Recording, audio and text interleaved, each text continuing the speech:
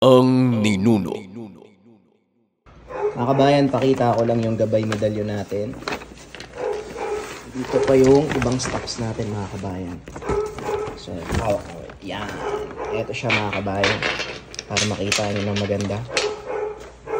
Ito yung pinaka-itsura niya.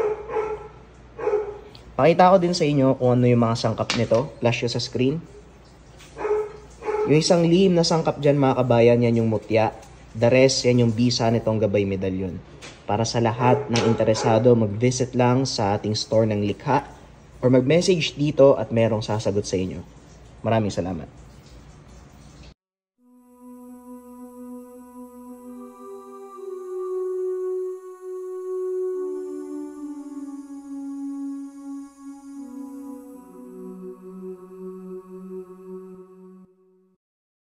Hindi na lang ito pinagtuunan ng pansin ni Adrian. Ang importante ay nakita niya ang aswang. Kaso wala siyang maipapakitang bakas. Kaya alam ni Adrian na mahihirapan siyang magpaliwanag sa ama. Nang makapasok sa tahanan, hindi na nagsalita pa si Adrian.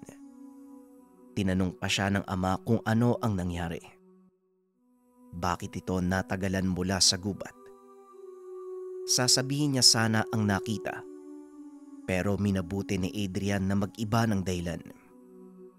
Sinabi niya na meron lang kailangang daanan kaya natagalan. Nakita mo ba? Nakita mo ang lihim ng matanda, no? Nakita mo ang lihim ni Lolo Aborio? Wika ni Tatay Wilberto. Napakunot ang mukha ni Adrian. Alam pala ng ama ang patungkol sa matandang pangit. Kaya naman naging malaya itong sabihin ang totoong pangyayari. Kahit papano, makapagbibigay din ito sa kanya ng mga detalye. Si Deborah, anak. Dati yung malupit na bangkukulab. Hindi pa nabubuhay ang lolo mo, maging ang lolo niya. Buhay na si Deborah. Isinumpa siya, anak. Batay na din kay Lolo Aborio. Kinulong siya sa isang dobe. Hindi namamatay si Deborah. Kahit sinong sumubok doon, napupuksa siya. Pero ilang araw lang nabubuhay uli. Kaya nang dumating ang isang biyasa na taga Mindanao, kinulong siya imbis na patayin. Ito lamang ang naisip niyang paraan upang mapigilan ang kasamaan ni Deborah. Wika ni Tatay Wilberto. Dagdag pa ng ama. Nais ni Deborah na makalaya. Pero hindi ito mangyayari hanggat parehas pa rin siya ng dati. Brutal na mangkukulam si Deborah. Bukod dito, kumakain din ng tao para mas lumakas ang mga talandro o orasyon.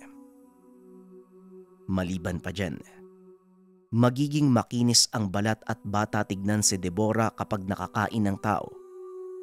Pero ang totoong itsura nito, yung nakita ni Adrian.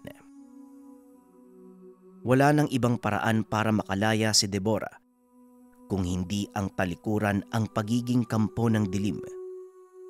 Ito lang ang susi upang makalabas sa pinagkukulungan. Pero babalik si Deborah sa pagiging mortal. Ito ay magsisimula kapag nabasbasa na ang pagbabago. Kaya naman gumawa ng paraan si Deborah. Pinili niyang tumulong sa mga tao. At ang ginawa niyang kasangkapan ay ang mga taong ninais na tumulong din sa kapwa kagaya na lang ng mga albularyo. Napakarami ng nahawakang albularyo ni Deborah. Hindi lang si Mang Siano at Lolo Aborio. May mga nauna pa noon na ilang siglo na ang nakalipas. Nagbibigay ito ng payo sa mga albularyo kung anong gagawin para ituwid ang mali sa tama. Mula sa negatibo papunta sa positibo. Mula sa masama hanggang sa pagiging mabuti. Maliban pa dyan, nagbibigay din si Deborah ng payo sa kung ano-anong proseso na nalalaman Gagamitin naman ito ng albularyo sa panggagamot o anumang hakbang para makatulong. Maging ang napakakomplikadong sitwasyon, nakahanapan ng paraan ni Deborah, pero nagiging tulay niya ang mga albularyo. Ito lang ang may kakayahang pasanin ang mabibigat na problema, partikular sa kababalagan. Pero ang mga pamamaraang ito ni Deborah ay hindi masyadong madiin. Dinadaan niya sa ibang tao, hindi sa kanya mismo nanggagaling. Kaya napakatagal na basbasan ni Deborah. Mula noon hanggang sa mga oras na yun, nakakulong pa rin siya sa lugar na may hahalin tulad sa isang dome. Lugar na nababalot ng malakas na selyo at parusa. Mula ito sa buhay na salita na galing mismo sa biyasa. Sa pamamagitan ng mga selyo mula sa mga sugo at sa tulong ng Amang Diyos, naikulong si Deborah. Kaya ang paraan para makalabas lang siya roon, isuko niya ang sarili sa Ama. Bukod sa hindi masyadong madiin ang pagtulong, ang mas nagpapatagal pa kay Deborah, ang sangdamakmak na kasalanan nito na kailangan niyang pagbayaran. Napakarami niyang taong pinatay at ang bawat nasasawi may katumbas na parusa. Kaya kung gaano kalaki ang kasalanan ni Deborah, dapat mapantayan niya ito ng kabutihan, pero hindi ito magiging madali. Bagaman pagbawas ng hatol ang bawat pagtulong, pero tatagal pa din ito ng mas maraming panahon dahil ang bawat napatay ni Deborah, 100 taon ang katumbas. Unti-unti nang nagiging malinaw kay Adrian ang lahat. Natuklasan niya na ang lihim kung bakit nakaugnay si Lolo Aborio kay Mang Siano. Kinabukasan, dahil wala namang klase, doon napiling tumambay ng bata sa bahay ni Mang Siano. Pero bago pa mangyari ito, tinapos muna ni Adrian ang gawain sa tahanan. Nagkataong may pasyente si Mang Siano. Nagtaka ang binata dahil ang pasyenteng ito, walang iba kung hindi yung babaeng may kasamang matanda. Napapatanong siya sa isipan, bakit ito nasa bahay ng albularyo, samantalang pinuntahan naman ni Mang Siano ang lugar nito upang doon isagawa ang panggagamot. Patuloy na nadadagdagan ang mga katanungan sa isipan ni Adrian. Kasalukuyan siyang nasa loob ng tahanan. Hindi ito pinapapasok ni Mang Siano dahil nanggagamot siya sa loob. Nakasilip lang si Adrian sa bintana. Saka na lang kapag natapos na yung ginagawa ko. Ay naku naman talagang batang ito, oo. Suot mo na naman yung butas sa salawal mo eh. Hindi ba nilalamig yung maliit mong palawet? Ay, wag masyadong tutungtong dyan sa... Ay nako, baka bumigay kitang kakagawa ko lang ng kulungan ng manok eh. Wika ni Mang Siano. To talaga si Mang Siano, pwede namang sabihing mamaya na ako pumasok kasi abala ka pa sa gamutan. Talagang dinamay mo pa yung salawal ko ha. Bakit? Gusto niyo rin po ba ng butas sa salawal? Palibasa yung binti niyo po parang palito eh. Huh? Teka, bakit po nagdudugo yung labi ng babae, Mang Siano? Tugon ni Adrian. Gumanti siya ng banat kay Mang Siano. Namumuro na ang matanda sa pang-aasar sa kanya. Pero kahit ganun, natawag ang pansin niya sa bibig ng babae. Hindi naman nagsalita si Mang Siano. Sa halip seryoso lang ang muka at pinagpapawisan ang noo. Nanood lang si Adrian, habang yung babae naman ay nakaupo lang sa lapag. Kasama pa nito ang isang babae. Tila mag-ina ang dalawa. Malungkot ang itsura at mukhang napakalaki ng problema. Nalaman ni Adrian ang pangalan ng dalaga, si Ellen, habang yung nanay naman ay si Rosalinda. Batay sa narinig na pag-uusap doon sa loob ng bahay. Inday Ellen, ano pang masakit bukod sa ulo mo? Meron ka pa bang nararamdaman na iba? Tanong ni Mang Shano habang hawak ang pulang tela. Tumugon ng dalaga na masakit din ang tagiliran. Gaya ng sinabi nung pinuntahan sila ng matanda. Naroon pa rin ang sakit at hindi pa rin nawawala. Hindi naman masuri ni Mang Shano dahil nasa gilid ito ng maselang parte ng babae kaya nahihiya ang dalaga. Gusto sanang tignan at hawakan ni Mang Shano, kaso nga lang babae ito, kaya kay Aling Rosalinda niya pinatignan. Hanggang sa sinabi ni Aling Rosalinda na meron itong pasa na tila hugis kamay. Nung 1 linggo pa niya dinadaing yan. Katunayan, nasabi ko na yan sa'yo, pasensya na ha. Masyado kasing mahiyain ang anak ko Bukod pa dyan, takot siya sa lalaki. Kamunti ka na kasing magahasa tong anak ko kaya nagkapobya. Wika ni Aling Rosalinda. Hindi naman napigilang magsalita ni Adrian. Ganun po ba, Ali? Kung sa bagay, ito kasing si Mang Shano. Yung itsura parang hindi pagkakatiwalaan Baka siguro kamukha niya po yung kamuntikang manggahasa Sabi ko po sa inyo, Mang Shano maligo po kayo Wika ni Adrian. Hoy, ikaw batang lawit. Anak ka ng kamote ha. Kung wala kang magawang matino, tumahimik ka na lang dyan. Walang gana tong maliit na lawit na to Subukan mo magsalita dyan ha. Sasakalin talaga kita, huwag ka nang sasabat. Manood ka lang, tumahimik ka dyan. Panira ng umaga to Tugon ni Mang Shano. Kamuntikan pa nitong mahampas ng telang pula sa Adrian. Hanggang sa nabaling na ang atensyon ng matanda sa dalaga. Kinausap niya ito. Kung hindi ipapakita sa kanya ang tagiliran, mas matatagalan ang gamutan. Kailangan niyang malaman ang sitwasyon ng katawan ng babae. Kaya wala nang nagawa pa ang dalaga. Ipinakita nito ang dinadaing sa katawan. Nakita din ni Adrian na para bang hulmanga ito ng kamay. Habang si Mang Shano noon, kapansin-pansin ang pagkagulat. Umiling ito at napatingin sa malayo. Ilang sandali lang ay nagsalita ang matanda. Napagdiskitahan ng anak mo ng lamang lupa.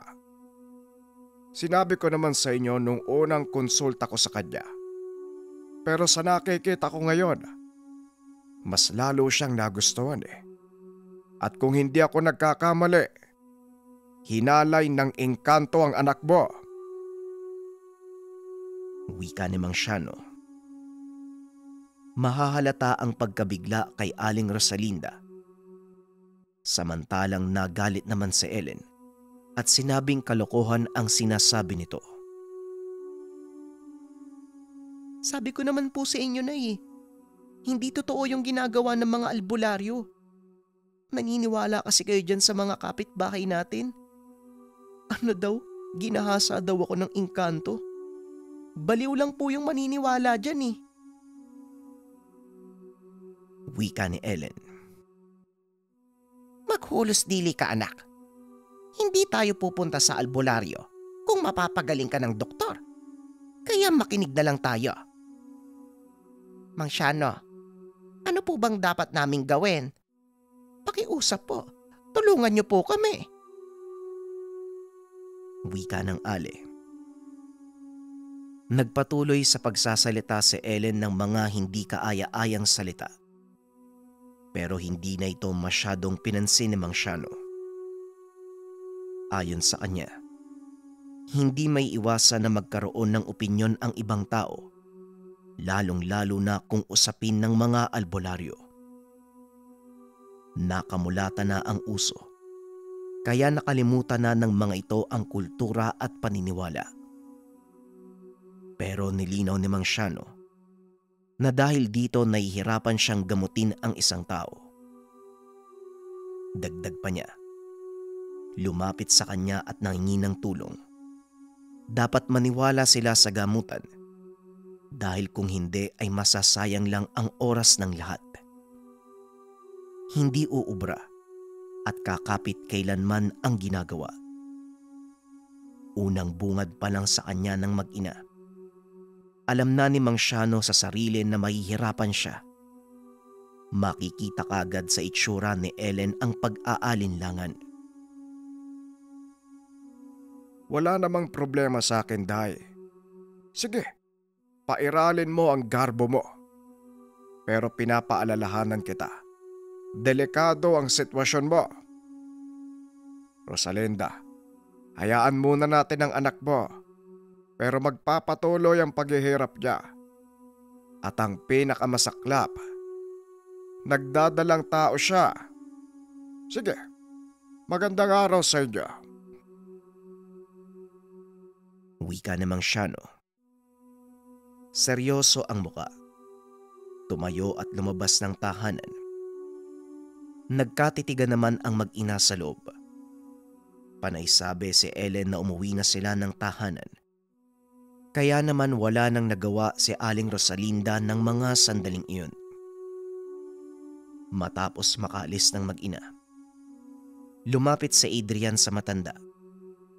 Ayon sa kanya, papano na lang yung babae? Kung totoo mang hinalay ito ng engkanto at nagdadalang tao, kawawa naman ang dalaga. Dapat hindi na lang pinagtuunan ng pansin ni Mang Siano ang mga sinabi ni Ellen at ipinagpatuloy na lamang ang gamutan. Hoy, dugyot, batang lawit. Hindi mo ba narinig yung mga sinabi ko? Kulang ang paniniwala nila, kaya hindi uubra ang gamutan. Tapos ngayon parang ako pa yung sinisisi mo. Ano gagawin ko? Ituloy ko yung panggagamot kahit alam kong wala namang bisa. Ay, kanina ka pa ha.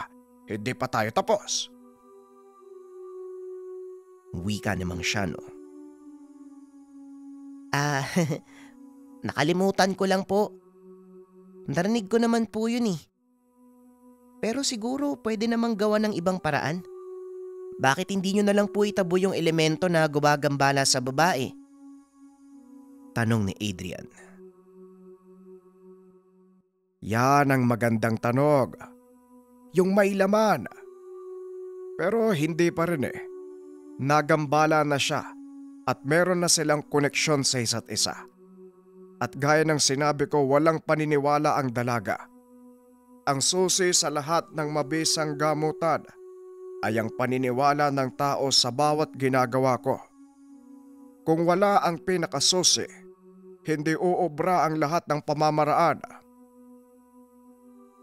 Tugon ni Mang Siano. Kagad pumasok sa isip ni Adrian na tama ang sinabi nito. Kaya naman minabuti niyang manahimik. Pero muling nagsalita ang matanda.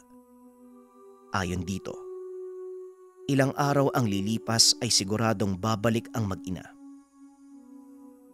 Hanggang sa natanong ni Mang Siano kung bakit umuwi si Adrian. Dito na pinaliwanag ng bata ang sitwasyon na siya namang mas lalong ikinagalit ng matanda. Yung aswang na bumibisita sa tahanan niyo. Ilang araw pa ang lilipas bago yan gumawa ng hakbag. At doon pa lang ako kikilos. Dahil hindi na makakatakas yun. Sa oras na makagawa ng kumpletong marka ang aswag, doon pa lamang siya kikilos. At doon ko siya babagatin kung saan niya inilagay ang marka. Dahil doon lang din dadaan ang aswag. Ay nako, nag-almusal ka na ba? Tanong ni Mang Siano. Opo, nag-almusal na po ako. May panghimagas pa nga eh. Sangkatutak na sermon nyo. Tugon ni Adrian. Sa susunod kasi manood ka na lang. At teka, isasama kita mamaya ah. May isang pasyente ko pero iba ang problema. Maganda doon kasi maraming pagkain. Pero may kailangan muna akong kunin sa ibang lugar. Wika ni Mang Shano. Kagad namang pumayag si Adrian. Sinabi din ng bata na alam niya na ang ugnayan ni Mang Shano at Lolo Adorio. Pati na rin ang nilalang na nakita niya sa lugar na tila kuweba. Pinaliwanag sa kanya lahat ng ama. Ang sabi naman ni Mang Shano, marami pang matutuklasan si Adrian. Malalaman niya ito kung porsigido talagang matuto ang bata. Tumangulang si Adrian. Nagtanong kung anong oras sila aalis. Sumagot naman si Mang Shano na mamayang hapon. Malapit lang naman ang lugar. Basta maganda roon dahil may mga makakalaro sa Adrian. Gusto pala nitong makasama sa Adrian para kahit papano may nakakausap si Mang Shano. Kagad na silang umalis pagsapit ng hapon. Maayos namang nakapagpaalam si Adrian sa mga magulang. Pero hindi siya naniniwala kay Mang Shano na maganda ang lugar na pupuntahan. Wala itong tiwala sa matanda. Alam niya sa sarili na ang sinasabing maganda ni Mang Shano ay nakakakilabot. Nakatali na sa bisig ni Mang Shano ang bandanang pula. Napapaisip na si Adrian kung para saan ito. Lalo pat nakita niya din itong hawak ni Mang Shano habang ginagamot si Ellen. Kaya naman nagtanong pa ang bata kung para saan ba talaga ang pulang tela. Dito sinabi ni Mang Shano na napaka-importante sa kanya ng bagay na ito. Tangan niya ang pulang tela. Bigay ito mismo ni Deborah.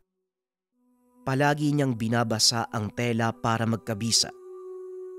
Pagkain ng tela ang tubig mula sa bukal na nakikita ni Adrian. Doon kung saan nakatira si Deborah. Dagdag pa ng matanda. Kapag wala ng bisa ang telang pula, bumabalik ito sa lugar ni Deborah. Ang bisa ng tela ay pangkalahatang proteksyon.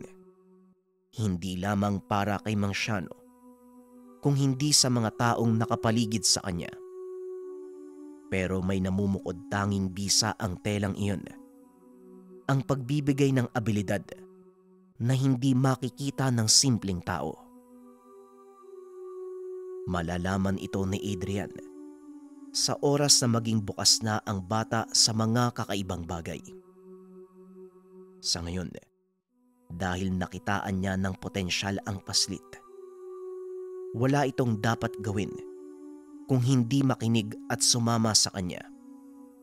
Hindi dapat biglain ang karunungan. Dapat munang ipaintindi ang lahat. Aminado naman noon si Adrian. Nawiwili siyang kasama ang matanda. Wala naman itong problema sa mga magulang. Gaya ng sinabi sa kwento, pinagkakatiwalaan ni Tatay Wilberto si Mang Shano. Hindi namamalayan noon ni Adrian na habang patuloy siya sa pagtatanong, sobrang haba na pala ng kanilang nilakad. Nagtataka ang bata. Kanina pa sila naglalakad, pero wala pa rin sila sa lugar. Nagtanong na si Adrian kung saan banda. May mga iilang tahanan, pero halatang malayo sa sibilisasyon. Ang ilan pa dito ay tila wala nang nakatira. Liblib na ito, at may ilang parte pang nakakakilabot. Hanggang sa nayamot na si Adrian. Nagreklamo siya at nagsalita. Sabi niyo po malapit lang. Kanina pa po tayo naglalakad eh. Ang layo naman po pala nito eh. Wika ni Adrian. Abay, talagang malayo para sa'yo. Ang liit-liit ng hakbang mo eh. Saka bakit parang galit ka? Buti nga sinama pa kita eh. Mamaya nandun na tayo. Tugon ni Mang Shano. Hindi na lang nagsalita pa si Adrian. Minabuti nitong manahimik. Hanggang sa nagsalita si Mang Shano na naroon na sila sa lugar. Kagad iginala ni Adrian ang mga mata sa paligid. Dito sumimangot ang muka. Dahil tila pinamamahayan ng mga elemento ang lugar. Sobrang liblib nito. Sa gilid ng burol, pero nakatapat sa masikip na gubat. Medyo may kadiliman din ang lugar kahit tanghali pa lamang. Nakakita ng 2 bahay si Adrian. May tao, pero tila galing pa sa sinaunang panahon. Nakasuot ang mga ito ng bahag. Hanggang sa sinalubong naman sila ng matanda. Napansin niya na ang mga bata doon na kasing edad niya. Walang mga saplot. Bata man si Adrian, pero nakapagbitaw siya ng pangit na salita kay Mang Shano. Ayon sa kanya, walang maganda sa paligid at totoo ang hinala. Wala ring masarap na pagkain. Pinaasa lamang siya ng matanda. Tumawa si Mang Shano at sinabing mag-antay lamang dahil taliwas ang iniisip ni Adrian. Napailing na lang noon ang bata sapagkat ang mga bahay doon, bagaman literal na tirahan, pero tila gawa ng hindi matinong tao. Pinagtagpi-tagping kahoy lamang, pinagbuklod gamit ang tali. Habang ang bubong, mga dahon na anahaw na tila tinabon lamang. Naisip ni Adrian kapag umuulan at masama ang panahon, baka bumigay ang tahanan doon. Pero sumunod na lamang ang bata. Hindi nagsasalita at pinagmamasdan lang ang paligid. Napansin niya na namumula ang labi ng mga taong sumasalubong sa kanya. Panay din ang dura at sobrang nakakadiri. Nagnganganga ang mga ito. Kung hindi siya nagkakamali, mga katutubo ang naroon sa lugar. Nakabahag yung matanda, pero makikita pa rin ang maselang parte ng katawan. Napakamot na lang ng ulo noon si Adrian at patuloy sa pagtataka kung bakit doon sila nagpunta. Nag-usap si Mang Shano at yung matandang nakabahag. Ibyong, kumusta? Ay pwede bang makaingi ng panyawan at buyo? Wika ni Mang Shano. Walang problema, Shano. Pero sabihin mo sa akin, sino ba itong kasama mo? Apo mo? Tanong ni Ibyong. Hindi. Hindi ko apo yan. Apo ni Aboryo. Pero parang hindi apo ni Aboryo, no? Pangit eh. Sige na. Mag-aantay na lang kami dito. Tugon ni Mang Shano. Nainis si Adrian. Gusto niyang sumabat pero minabuti niyang magtimpi. Kagad namang umalis ang matanda at nag-antay sila sandali sa lugar. Ang sabi ni Adrian, hindi maganda doon. Walang pagkain at napakalayo. Nasaan na po yung sinasabi nyo? Parang yun lang naman ata yung sadya nyo sa lugar eh. Panyawan daw at buyo. Marami naman kaming tanim nun eh. Bakit pa kaya tayo pumunta dito?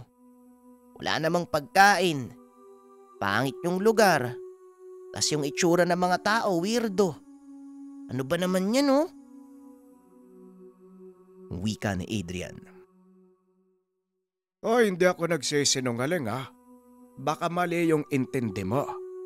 Hindi ka kasi nakikinig sa akin ng maayos. Ang sabi ko, pupuntahan natin yung pasyente ko pero may uunahin muna tayo. Ito nga yun malayo. Yung pasyente ko kasi, nasa kabilang nayon lang. Malapit lang sa atin. Doon ka mabibilaukan ng makakain mamaya. Ay nako kasi, palibasa kapag pagkain, napakadali mong utuin. Bueno, ibang klaseng panyawan at buyo ang makukuha dito. Dahil may taglay itong bisa na hindi makikita sa mga halaman sa likod ng bahay nyo. Pagpapaliwanag ni Mang Shano. Ang mga panyawan, kilala din bilang makabuhay. Ilang sandali pa bumalik na si Mang Ibyong. Bitbit ang panyawan na hinihingi ni Mang Shano. May kumpul din ng mga buyo. Inabot ito sa albularyo. Nagpasalamat naman si Mang Shano at kaagad nang umalis. Nagmamaktol na si Adrian sa puntong iyon, sapagkat mahabang lakaran na naman ito pabalik. Ang problema, hindi pa sila uuwi. Bagkus ay may pupuntahan pa sila. Hapon na nang makarating ang dalawa sa lugar. Lumihis pa sila ng daanan. Inaasahan na noon ni Adrian na sa maraming bahay sila mapupunta. Pero habang binabagtas ang maliit na daan, tila mali siya ng hinala, sapagkat hindi naman sila sa kalsada dumaan. Liblib pa rin. Inabisuan ni Mang Shano si Adrian na malapit na sila. May nakikita si Adrian na bahay sa unahan. Napapalibutan ito ng puno ng nyog. At doon din sa unahan, tanaw na ang malawak na palayan. Magtatanong sana si Adrian kung ano bang sakit ng pasyente. Kaso naudlot ito. May sumilip doon sa bintana na ubod ng tandang lalaki. Ang bahay na yon ay hindi naman kalakian. Kubo lang na karaniwang makikita sa bukid ng panahong ito. Nakangat ang saig sa lupa. May beranda kung saan naroon ang ilang baitang na hagdan na nakabungad naman sa daluyan ng tubig papuntang palayan. Tila nag-aalala ang itsura ng taong nakikita ng bata. Bagsak ang muka na parang napakalaki ng problema. Hanggang sa nakarating sila sa bahay, dito napasimangot ang mukha ni Adrian. Nakaamoy siya ng sobrang baho. Tila humahampas sa mukha niya ang nakakasulasok at para bang may nabubulok na hayop sa paligid. Habang si Mang Shano naman umakyat ng hagdan, nakita ni Adrian na kinakausap nito ang matanda. Nakiusyoso naman ng bata sa usapan ng dalawa. Ang sinabi ng matandang lalaki, lumalala na ang kondisyon ng anak. Nakiusap ang matanda kay Mang Shano na kung hindi gagaling, tuluyan na ito para hindi na maghirap pa. Nabagabag si Adrian sa mga narinig. Natanong sa isipan kung bakit gano'n na lang magsalita ang matanda at tila ba nawalan na ng pag-asa. Kaya naman umakyat ng tahanan si Adrian. Sumilip sa loob ng bahay at dito nanlaki ang mga mata sapagkat nakita mismo ng bata ang lalaking nakahiga na tila patay na. Maputla ang balat pero gumagalaw pa. Naririnig ng bata ang paghangos na tila ba naghihingalo. Dito niya napagtanto na doon sa loob ng bahay nang gagaling ang napakabahong amoy. Hanggang sa mabaling ang atensyon niya sa bandang leeg ng lalaki, napansin ni Adrian na namamaga ito at may malalaking sugat. Sa tindi ng kuryosidad, pumasok na ng bahay si Adrian at sinuri ang lalaki. Napatakip ng bibig si Adrian sapagkat ang sugat nito ay hindi pangkaraniwan. Yung kaliwang leeg, nanlilimahid. May pabang sugat papunta sa balikat na tila naaagnas na at meron pang butas. Habang nakikita ang lalaking nakaiga, napaisip si Adrian. Tila tama lang ang desisyon ng matanda na tuluyan na ito nang matigil na ang paghihirap. Hanggang sa nalaman niya ang pangalan ng matanda ay Waldo, habang yung nakaiga naman ay anak niyang si Kristan. Lumapit si Mang Shano kay Kristan. Kinapa ang sugat.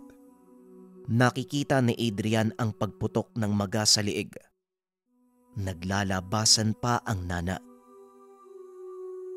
Lumapit naman si Adrian, pero nakatakip ang ilong. Sinilip niya ang sugat. Nasita siya ni Mang Shano, pero hindi nakinig si Adrian at pinagmasdang maigi.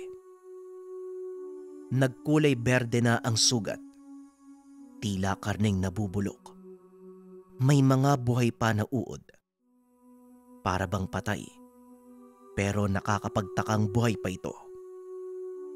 Sa lala ng sugat, iisipin ng lahat na makikita na wala ng buhay ang lalaki.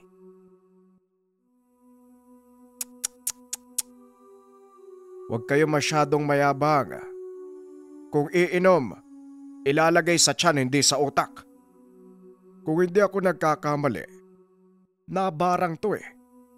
Tama ang sinabi mo sa akin, Waldo. Pero bakit hindi mo sinabi sa akin kagad? Tanong ni Mang Shano. Sobrang bilis kasi ng pangyayari, Mang Shano. Yung umuwi yan ng lasing, kinabukasan hindi na makatayo eh.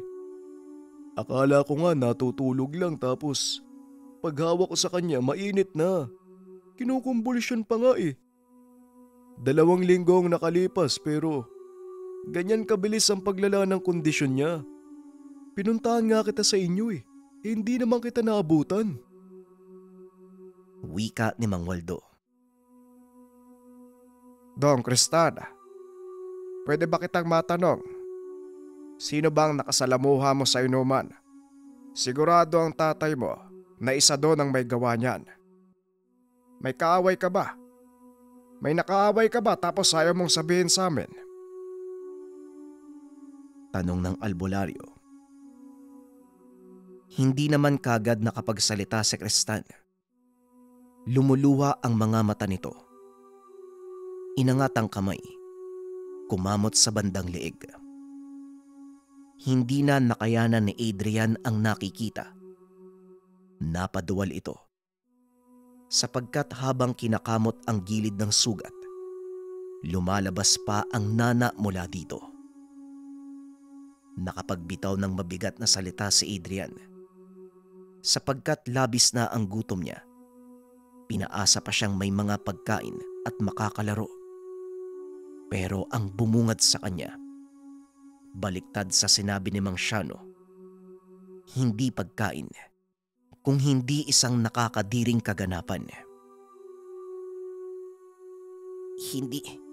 Hindi talaga kainuman ng nakaaway ko. May nabuntis akong babae. Kinumpronta ako ng tatay. Ang sabi, panagutan ko daw yung anak niya eh. Kaso nga lang, ininsulto ako ng mga kaibigan ko habang kinakausap ako ng tatay. Kasintahan ko yung babae. Nag-usap kami na pananagutan ko pero nakialam yung tatay. Ayos na sana yung lahat kaso sa harap ng mga kaibigan ko, sa harap ng maraming tao niya ako ininsulto. Nagalit ako, napahiya ako eh. Nakapagbitaw ako ng masamang salita, nagkagulo pero may umawat naman. Kaso nga lang, ito na yung sinapit ko pagkatapos nun. Nasugatan ako ng maliit lang eh. Hindi naman malala eh. Tapos naging ganito. Tugon ni Kristan. Sumimangot ang mukha ni Mang Shano. Para bang nagalit pa ito kay Kristan. Kung hindi ka ba naman kasi loko-loko, natural sa magulang ang mangialam. Tandaan mo, walang magulang na kayang tiisin ng anak. Kung meron man, mga magulang yon na wala sa tamang pag-iisip. Gaya ng sinabi ko, kahit hindi mo kainuman, pero nagsinungaling ka. Walang pinagkaiba doon. Hindi mo sinabi yung totoo na meron kang nakalitan. Waldo, kumuha ka nga ng malinis na tela. Dalan mo din ako ng batya na may tubig. Gusto ko sanang mamatay na itong anak mo eh. Pero may responsibilidad ako. Bigyan natin ng pagkakataon tong animal na to. O Adrian, anong iniiyak-iyak mo dyan? Manood ka dito! Wika ni Mang Shano. Naluluwa ang mata ni Adrian dahil sa pagduwal. Ilang sandali pa naglapag na ng batya na may tubig si Mang Waldo. May kasama pa itong tela na nakababad doon. Walang ano-ano. Nakita ni Adrian na pinunasan ni Mang Shano ang bawat gilid ng sugat. Matapos nun, tinanggal ng matanda ang kulay pulang tela sa bisig. Binasa ito ng tubig. Kumuha ng kaperasong panyawan at 2 dahon ng puyo. Binalot ang mga yon ng telang pula. Pagkatapos ay piniga ni Mang Shano sa dingding. Hanggang sa nagsalita si Mang Shano, pero hindi naman maintindihan ng bata. May kakaiba sa boses ng matanda. Medyo gasgas. Na tila boses ng napakapangit na matanda na si Deborah. Habang yung mga mata ni Mang Shano nagkulay puti. Tila ba mata ng patay. Napaatras si Adrian dahil sa takot. Maya-maya pa, piniga ni Mang Shano yung kulay pulang tela doon mismo sa sugat. Nakita mismo ni Adrian kung paanong namilipit sa sakit si Kristan. Sumigaw pa ito na parang mamamatay na. Matapos nun, segundo lang ang namagitan. Nanlaki ang mga mata ni Adrian sapagkat nakakita siya ng mga langaw lumalabas mismo doon sa sugat. May kung anong pabilog na insekto pa na mukhang mga malulusog na garapata. Nakakapanindig balahibo ang nakikita niya. Kasabay pa ng paglabas ng mga insekto, may lumabas din na maruming langis. Tumatagas ito pababa ng banig. Mas lumala pa ang baho sa loob ng tahanan. Nang hindi na kinaya ni Adrian ang nakikita, pinili na lang niya na pumunta ng beranda. Ayon kay Adrian, ito na ang pinaka nakakadiring bagay na nakita niya buong buhay. Kalahating oras pa ang lumipas. Saka pa lamang tumayo si Mang Shano at sinabing kakausapin muna ang nangbarang. Napapikit naman ang mata si Kristan na tila nahimatay sa ginawang gamutan. Nagtanong si Mang Waldo sa sitwasyon ng anak. Tinanggal ko lang ang nagpapalala sa sugat niya. Pero hindi ibig sabihin natanggal ko na ang barag. Kailangan makausap ko muna ang gumawa. Dahil kung hindi, magpapatuloy ang paglala ng sugat. Babalik at babalik pa rin yung mga pinalabas ko. Wika ni Mang Shano. Nagtanong pa ang albularyo kung kilala ba ni Mang Waldo ang nabuntis na babae ni Kristan. Sumimangot ang mukha ng matanda at sinabing alam niya ang tirahan pero hindi niya kilala ang mga ito. Wala namang nababanggit ang anak tungkol sa babae, maliban na lang kung saan ito nakatira. Matapos nun, sinabi ni Mang Shano na samahan siya kung saan ang tahanan nito. Pumayag naman si Mang Waldo. Kagad silang umalis ng tahanan, habang si Adrian ay nagdadalawang isip na sumama. Ayon pa sa bata, ang nais lang niya ay makauwi ng tahanan, pero wala siyang nagawa dahil hindi naman pumayag si Mang Shano nang magpaalam siya. Pinasama pa rin ito ng albularyo para kahit papano madagdagan pa ang kaalaman ni Adrian. Hapon na. Inaasahan na noon ni Adrian na gagabihin na naman sila. Sigurado din ng bata, malayo ang bahay ng nasabing nabuntis na Kristan. Hindi nga siya nagkamali. Malayo nga ang lugar. 2 sakayan pa ang ginawa bago sila tuluyang makarating doon. Ang masaklap pa kay Adrian, liblib na lugar ito, pero marami namang tahanan. Kinakabahan pa noon si Adrian dahil habang papalapit sila sa sinasabing tahanan ni Mang Waldo, panay naman ang sabi ng matanda na baka magkagulo. Ayon kay Mang Waldo, maaaring magdulot pa ng mas malaking away ang pagpunta nila sa lugar. Ang sagot ni Mang Shano, kung sakaling magkagulo, hindi niya kailangang mag-alala. Madilim na ng mga oras na yun, kaya dumikit na si Adrian kay Mang Shano. Natatakot ang bata na baka muli niyang makita si Deborah. Napapailing na lang si Adrian ng mga sandaling iyon. Naaalala nito ang biglaang pagbabago ng boses ni Mang Shano habang ginagamot si Kristan. Naisa nang magtanong ni Adrian kung anong nangyari kay Mang Shano. Kaso wala siyang tamang pagkakataon, kaya minabuti ng bata na manahimik. Malaki ang tahanan ng nabuntis na babae ni Kristan, pero parang galing pa ito sa panahon ng gera dahil sa sobrang luma ng itsura. 2 palapag at may ilang parte na gibana, pero malinis naman ang paligid at halatang napangalagaan ng maayos. May ilaw sa bulwagan kaya natatanaw niya kahit papano. Maging ang loob ng bahay ay may ilaw din. Abot ang kuryente sa lugar. Nasa harap sila ng tahanan. Kagad nakita ni Adrian ang 2 binata na tila kambal na nakasilip. Magkamukhang magkamuka ang mga ito. Nag-uusap. May tinatawag na pangalan doon sa loob. Hanggang sa may babaeng sumilip, pero mahahalata na ang nakaumbok na tiyan.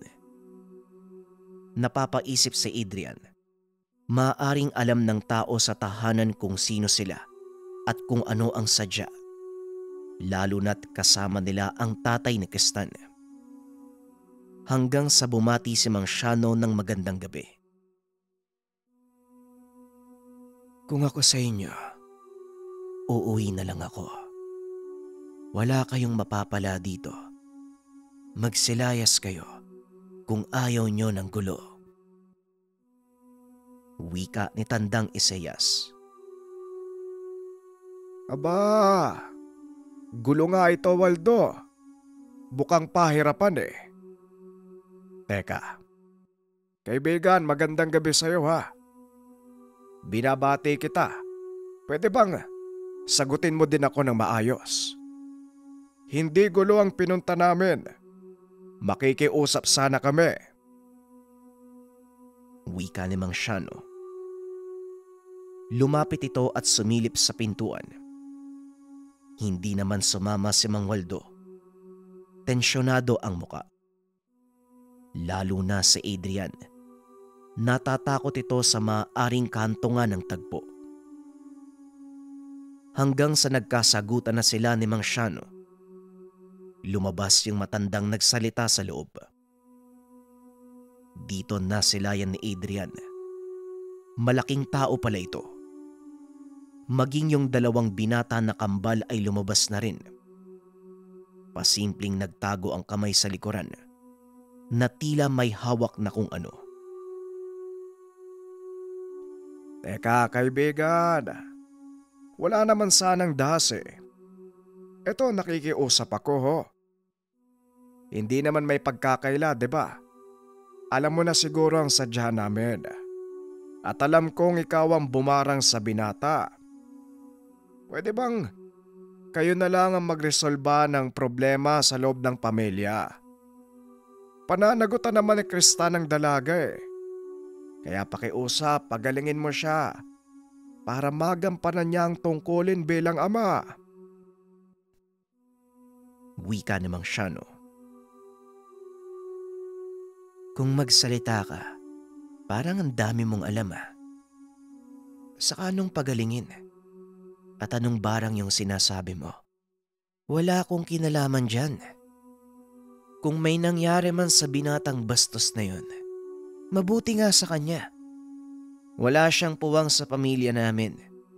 Nakiusap ako sa kanya pero walang respeto. Tugon ni Tandang Isaias. Lintek! Sasabihin ko ba kung hindi ko alam? Kilala mo ba ako?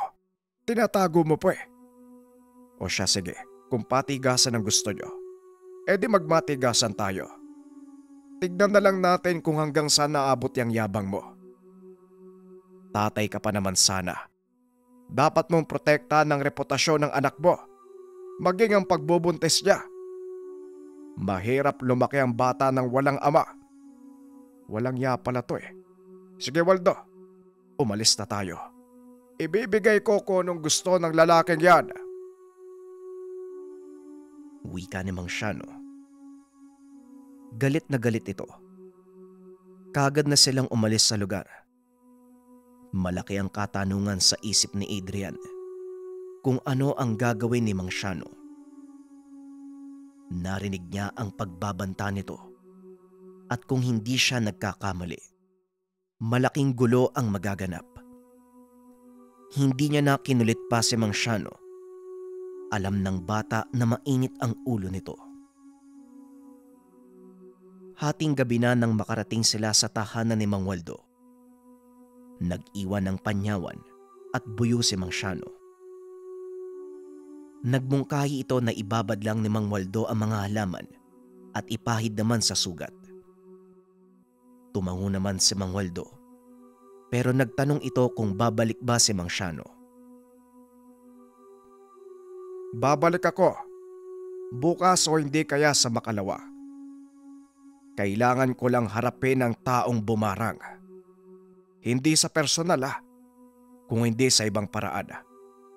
Tignan natin kung hanggang saan ang lakas nun. Abay, madali sanang lutasin ang problema eh. Kaso mayabang. Tignan natin kung hanggang saan ang garbo niya. Uwi na kami. Hindi pa kumakain yung alaga ko eh. Wika ni Mang Shano. Habang pauwi, sinabi ni Adrian na hindi siya nagugutom. Wala na itong ganang kumain. Hindi maganda ang nakita niya at sobrang nakakadiri. Pagkain daw. Puro naman po kayo kalokohan eh. Teka nga po Mang Shano, ano po bang gagawin nyo?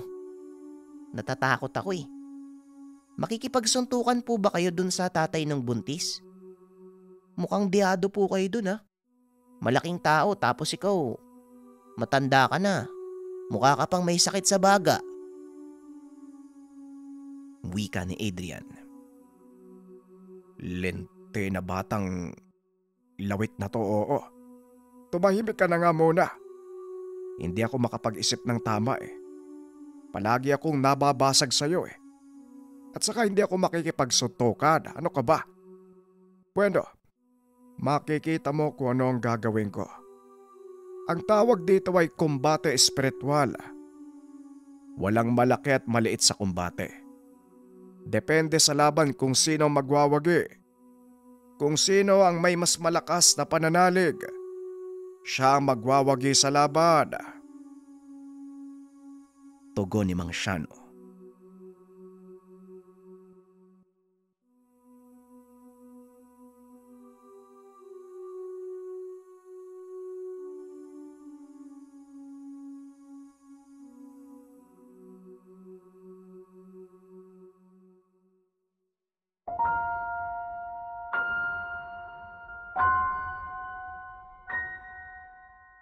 Ang Ninuno.